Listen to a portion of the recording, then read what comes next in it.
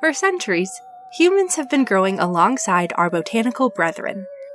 Our histories have mixed and mingled to bring us modern medical marvels, faded folklore, and everything in between. Of course, in order to understand the plant, we have to start with its roots. I'm M. Grebner-Gaddis, and this is Rooted.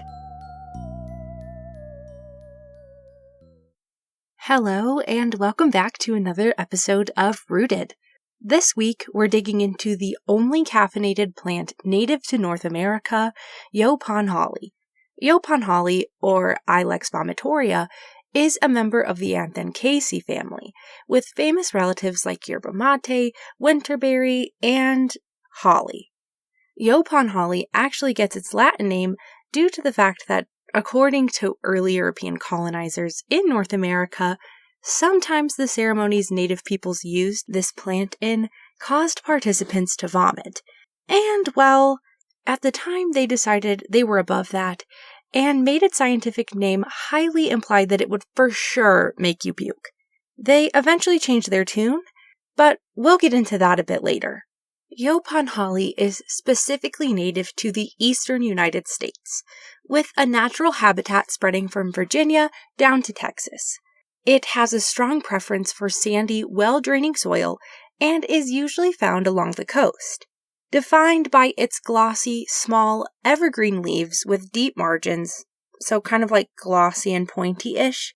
It has thin, gray hairy shoots and light-colored flowers with small red berries that are technically drupes for all of you fruit fans out there, and they are an important food source for birds, armadillos, bears, and all kinds of other feathered and furry friends. While we do have several accounts of this plant being used in ceremonies by colonizers, it's important to recognize that we're missing a lot of these accounts from their native cultures. It's widely believed that these ceremonies were used to help participants cleanse their bodies and minds, and potentially strengthen their connection to a higher power. But we don't have much first-hand evidence to support this due to the eradication and erasure of indigenous culture.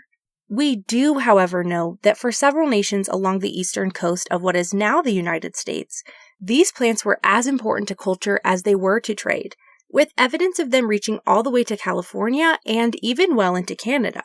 As you might imagine, when colonizers first arrived in the area, they were a bit skeptical of the tea, which is made by roasting and steeping the leaf of the plant. They wrongfully assumed that the berries could also be eaten, and well, they were super wrong. The berries can cause vomiting, tummy troubles, and all kinds of other not great stuff when eaten.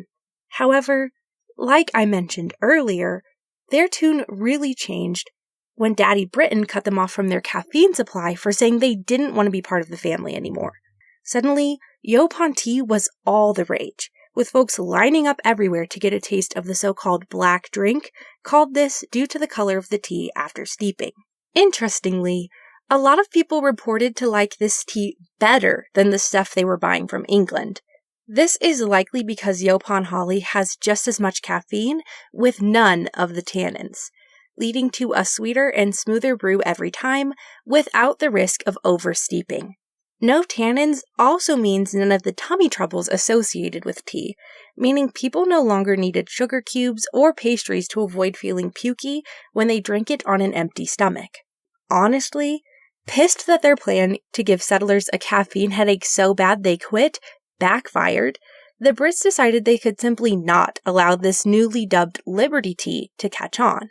After all, the king at the time was estimated to have made 70% of his income from tea, and he wasn't about to let those Yankee brats ruin his life.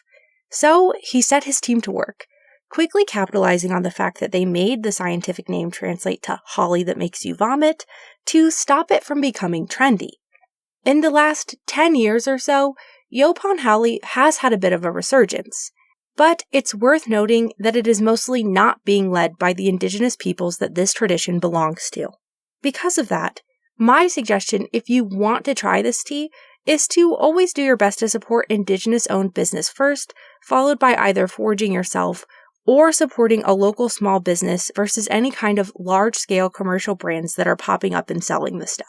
If you have a trip to Savannah, Georgia coming up, the city is known for working with hyper-local ingredients to their dishes, and Yaupon Holly is certainly no exception, so that might be a great place to start.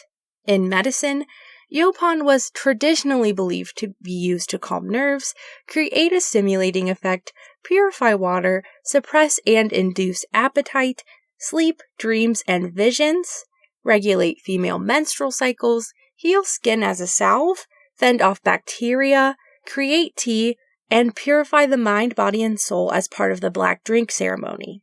Outside of medicine, Yaupon Holly is also a super popular landscaping plant all down the East Coast. Next time you see it, I hope you'll give it a little nod, take a moment to let you feel extra energized, and then send your thanks and acknowledgement to the people and cultures who have shared so much knowledge with us. That's all I've got this week, but I'll be back soon with another weird and wonderful plant for us all to dig into. See you then! Until next time, be kind to yourselves, be kind to the earth, and just like a plant, drink your water.